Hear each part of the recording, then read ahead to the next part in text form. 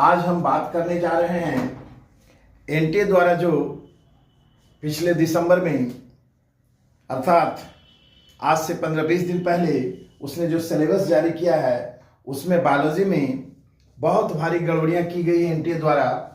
तो पहले उसमें हम लोग बात करेंगे और बच्चों के उलझन को एनटीए के सामने रखेंगे कि आखिर वो अब इस 4 महीने 3.5 महीने में तैयारी कैसे करें। इसके साथ ही हम आज से ही शुरू करने वाले थे, उसे कल से करेंगे। बायोलॉजी में जो कि नीट मेडिकल में 50% है सिलेबस, 720 में 360 नंबर, तो इसमें guess questions topic wise syllabus से हम देंगे। उसी के तहत आज सिलेबस को जब ध्यान से देखें तो उसमें कुछ गड़बड़ियां मिली है जिस पे अभी हम चर्चा करेंगे।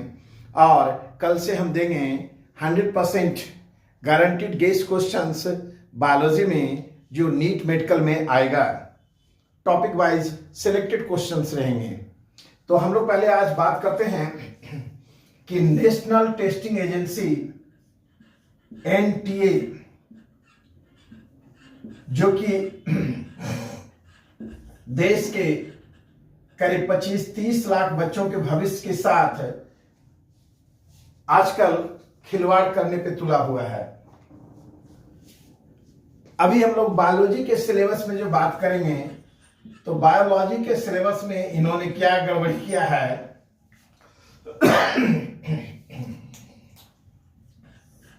तो सबसे पहले ये जानना है कि बायोलॉजी में मॉर्फोलॉजी चैप्टर में फैमिली आता है। इस फैमिली में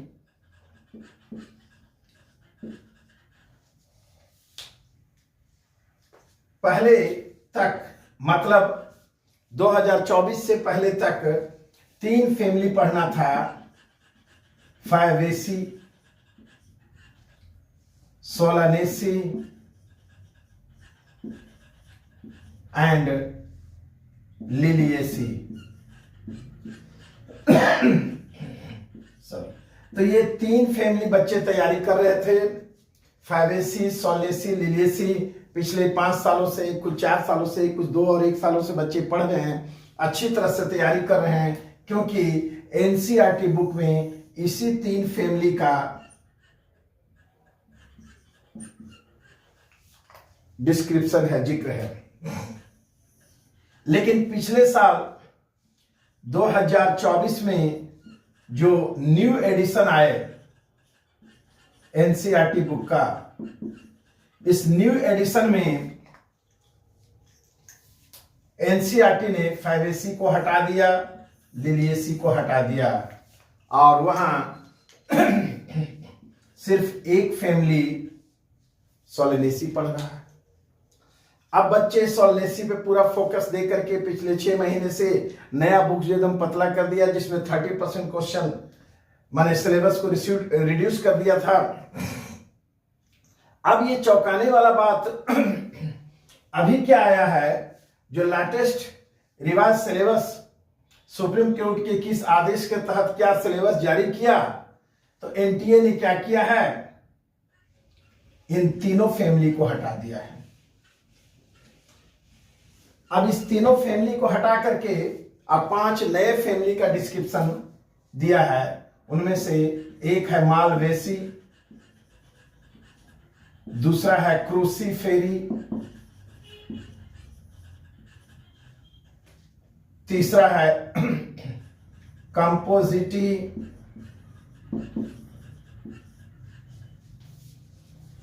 फिर है लेग्यूमिनेसी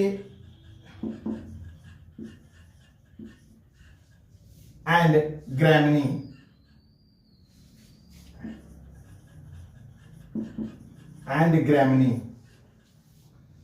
अब यहां पे सवाल उठता है कि ये जो 5 फैमिली अभी डाला है, ये 5 का 5 फैमिली एनसीईआरटी में इसका डिस्क्रिप्शन है ही नहीं।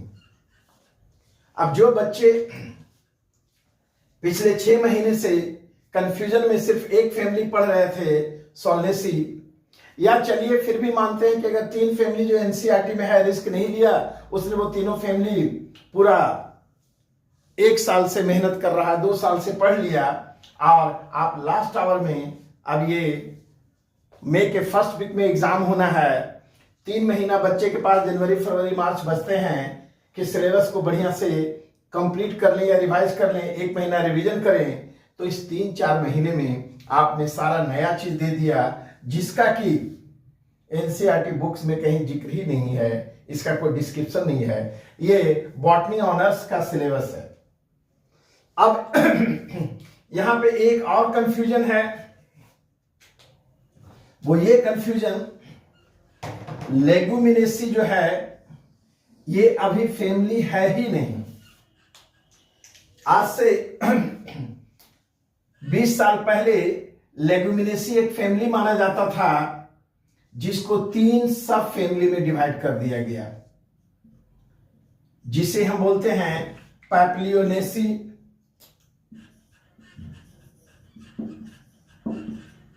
माइमोसी,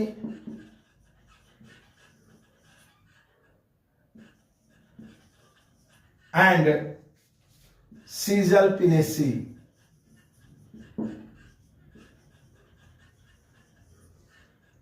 सीजलपिनेसी।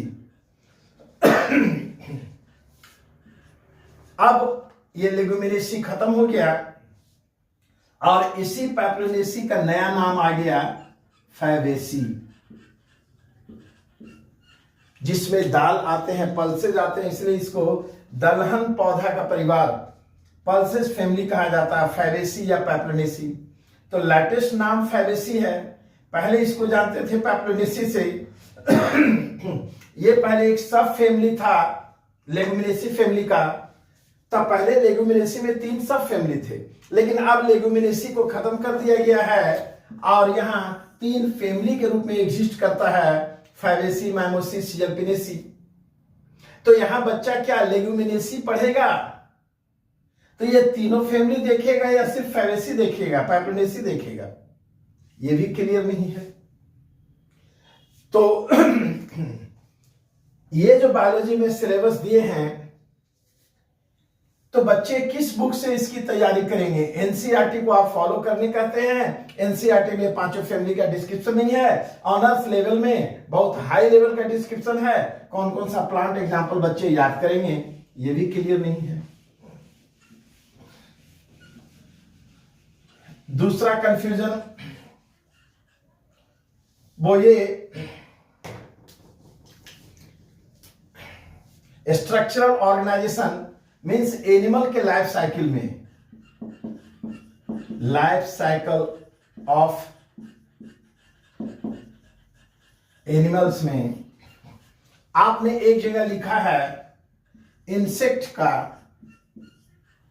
लाइफ साइकिल पढ़ना है। इंसेक्ट का लाइफ साइकिल मीन्स वहां पे digestive system, nervous system, excretory system, respiratory system, उसका सारा सिस्टम देखना है, और रिप्रोडक्टिव सिस्टम।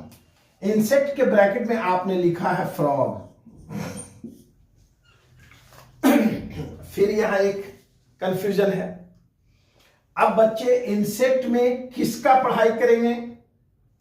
कुछ कोचिंग या कुछ टीचर कह रहे हैं इंसेक्ट में एग्जाम्पल कॉकरोच होना चाहिए, क्योंकि एनसीईआरटी में कॉकरोच का डिस्क्रिप्शन रहा है। तो ये अपनी जगह सही है कि इंसेक्ट में कॉकरोच का सारा सिस्टम पढ़ेंगे। कुछ लोग इसका अर्थ क्या समझ रहे हैं कि इंसेक्ट में कॉकरोच पढ़ लें और साथ में फ्रॉग पढ़ लें। तो ये उहापोह की स्थिति मेडिकल के तैयारी करने वाले बच्चों के बीच क्यों है? अब यहां कुछ बच्चे इंसेक्ट कॉकरोच की तैयारी करेंगे, कुछ वहां पे फ्रॉग की तैयारी करेंगे, कुछ दोनों की तैयारी करेंगे।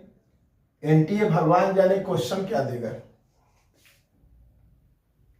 तो यहां पे इस तरह का जो कंफ्यूजन क्रिएट किया जा रहा है, एनटीए से हमारा डिमांड है कि इमीडिएट इसको क्लियर करें, नहीं तो बच्चों का भविष्य अंधकारमय हो जाएगा। साथ ही साथ न जाने कौन से एक्सपर्ट हैं इंडिया में एनटीए के पास कि उन्होंने ह्यूमन फिजियोलॉजी में सारे सिस्टम को रखा और डाइजेस्टिव सिस्टम को ही हटा दिया। डाइजेस्टिव सिस्टम को हटा दिया है पिछले 2-3 सालों से। तो आप रेस्पिरेटरी सिस्टम रखे हैं, सर्कुलेटरी सिस्टम रखे हैं, नर्वस सिस्टम रखे हैं।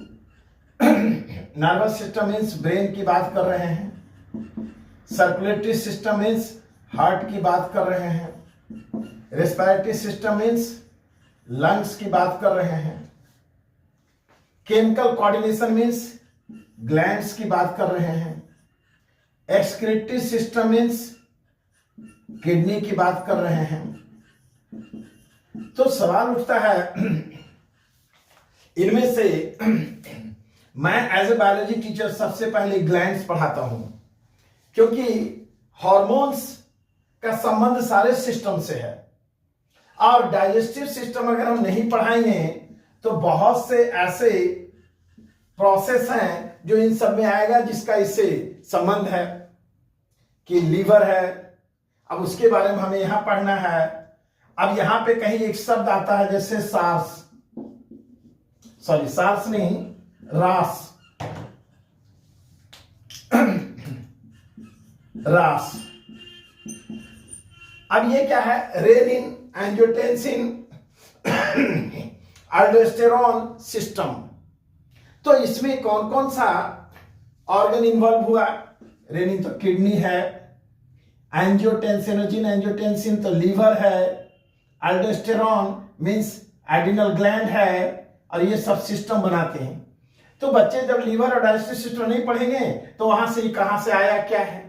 तो ये कुछ तुक ही नहीं समझ में आता है कि उन्हें डाइजेस्टिव सिस्टम से क्या एलर्जी हुआ कि सिर्फ इसे हटा दिया। तो इन सबको देख के लगता है एनटीए जो नेशनल टेस्टिंग एजेंसी है इसका नाम नॉनसेंस टेस्टिंग एजेंसी कर देना चाहिए। एक तो एनसीईआरटी में, इंडिया में हर साल एनसीईआरटी में अमेंडमेंट हो रहा है, संशोधन हो रहा है। करीब 300 से अधिक बार संशोधन हो चुका है। आज भी एनसीईआरटी में बहुत सी गड़बड़ियां हैं। तो ये अंधेर नगरी चौपट राजा वाली हालत है हमारे देश में परीक्षा लेने वाले सभी सिस्टम का, वो सीबीएसई हो या एनटीए हो। तो अभी समय है इमीडिएट बच्चों के भविष्य को ध्यान में रखते हुए एनटीए अविलंब इस सिलेबस की खामियां को दूर करे ताकि बच्चे ढंग से अपनी तैयारी कर सकें। धन्यवाद।